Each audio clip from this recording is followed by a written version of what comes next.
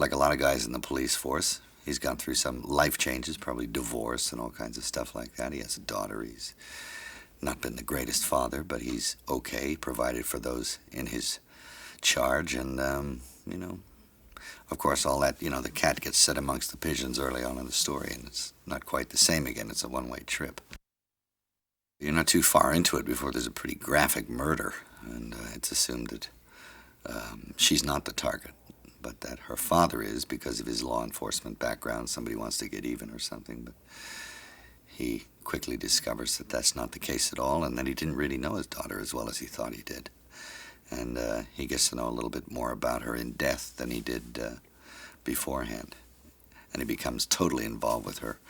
Too late, of course. You know, it was one of the things about the original series that was kind of exciting. She'd just pop up after she was dead and start talking to him.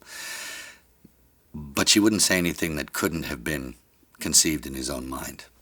So it was an exercise in him not being quite with it.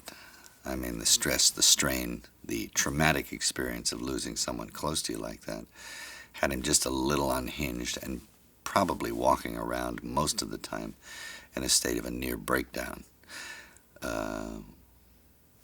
which is, I hope, comes across with what I'm doing. He's you know, he should be right close to the edge, but not really letting it crack too much, because he's got a job to do. Stillness. Stillness has always been a stranger to me.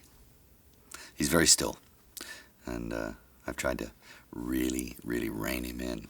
I'm inclined to pull too many faces and make too many movements, but in expression. But I think there's a degree of control, and he's not an extrovert. He's a very introverted man, I think, and so I proceed that way. Jedburgh, I think, is a very mysterious character, but he's got a scene in which he clearly shows you what his occupation is, and that's a pretty good clue. And in a way, sometimes it doesn't pay to spell it out too much. You get a sense that he's very dangerous. You get a sense that he is very capable, very intelligent, and that it could go either way with a guy like this. Well, he's just he's the man in charge at Northmore. He seems to have all power there, including autonomous security and all kinds of things that go outside the realm of propriety. And it's suspected that he steps over the line here and there to keep his own interests safe. So, you know, you're talking about someone who's probably corrupt.